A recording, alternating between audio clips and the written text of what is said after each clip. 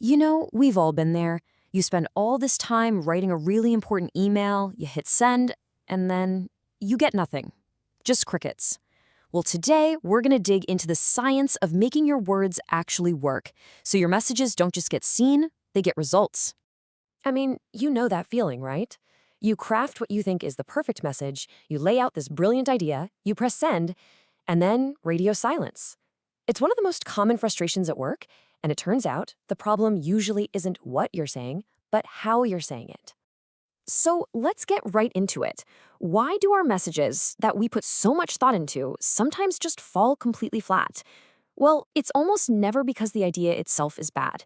It's usually about the packaging, how easy or how difficult we make it for someone to understand what we want. And here's the absolute heart of the issue. It all comes down to readability. See, when our writing is dense or complicated, it puts a huge strain on the reader's brain. And in a world where we're all constantly distracted, our brains are wired to take the easy way out. That means they'll skim, they'll misunderstand, or worse, they'll just ignore your message completely. But here's the good news. There is a solution, and it's not that complicated. It's basically a simple framework for clear communication. Let's call it a clarity code, and it's built on some really solid principles of both writing style and visual design. All right, let's crack open that code, starting with writing style.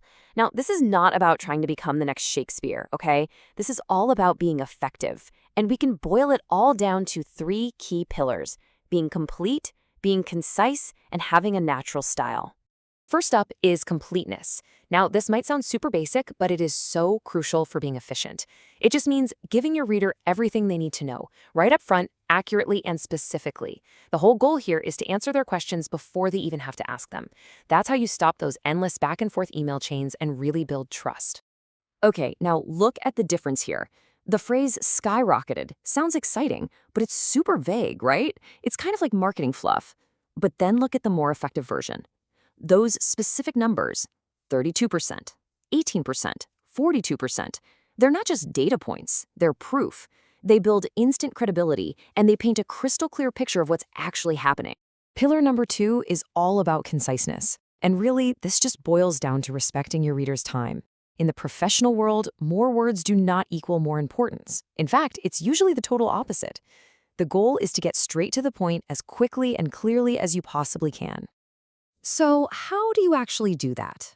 Well, here's a fantastic rule of thumb for you: the 20-word sentence.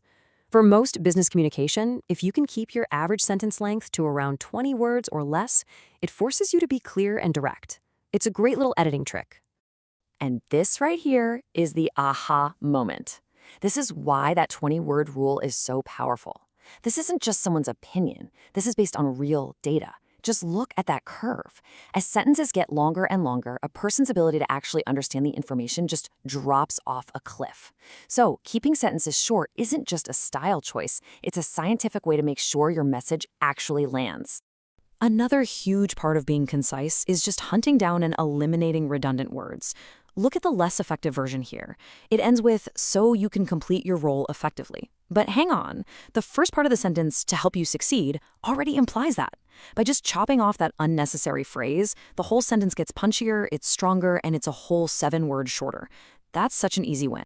Okay, on to our third and final pillar of writing style: keeping it natural.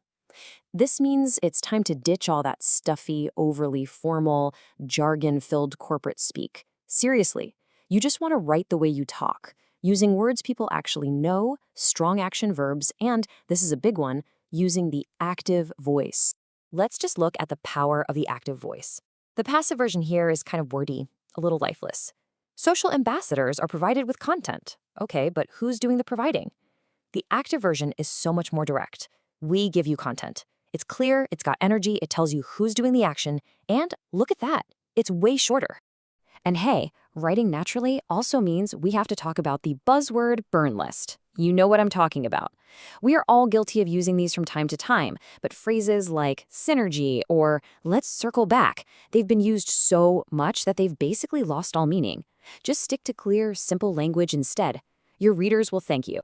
So, we've got the words themselves figured out, but that's really only half the battle. Now we have to talk about how those words actually look on the screen or on the page.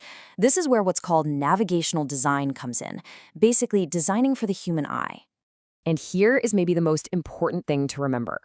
People don't read online, they scan. That big block of text on the left, that's what we call a wall of text. It's intimidating, and most people will just skip it. But look at the right. It's the exact same information, but broken into a simple bulleted list. It's suddenly so much more approachable. Your eye immediately knows where to go. And beyond lists, there are a few other super simple design tricks that make a huge difference. Headings and subheadings, they're like a roadmap for your reader. Highlighting key phrases with bold or italics is great, but don't overdo it or it loses its impact. And finally, you have to embrace white space. It literally gives your reader's eyes a place to rest and makes your whole document feel less cluttered and more inviting. Okay, you've written with crystal clarity, you've designed for total readability, you are so close. But there is one final, absolutely critical step you have to take before you hit that send button. A quick review to make sure your message is not just clear, but also sound. A fantastic tool for this is something called the FAIR test. It's just a quick mental checklist. F is for facts. Are my facts correct and totally unbiased? A is for access. Am I being transparent here, or am I trying to hide something? I is for impacts. How is this message actually going to affect the people who read it? And R is for respect. Does this message value my audience and their time? Running your communication through this little filter can save you from huge mistakes. All right, let's bring this all home. We started out with that really common problem of our messages being ignored. And the solution, this clarity code, is really all about making a few conscious choices in our writing style and in our design to make it as easy as possible for our audience to hear what we have to say. And this quote right here really is the bottom line. This is not about dumbing down your ideas, not at all. It's about clearing a path so that your brilliant ideas can shine through. When you make something easy to read, people are just more likely to actually read it carefully and understand it correctly. And that is the whole point, isn't it? So, I want to leave you with this one question to think about. After all of this, what is one small thing, just one, that you will change in the very next email you write? Maybe it's just shortening your sentences, or using one bulleted list, or cutting out a single buzzword. What's it going to be? Thanks for tuning in.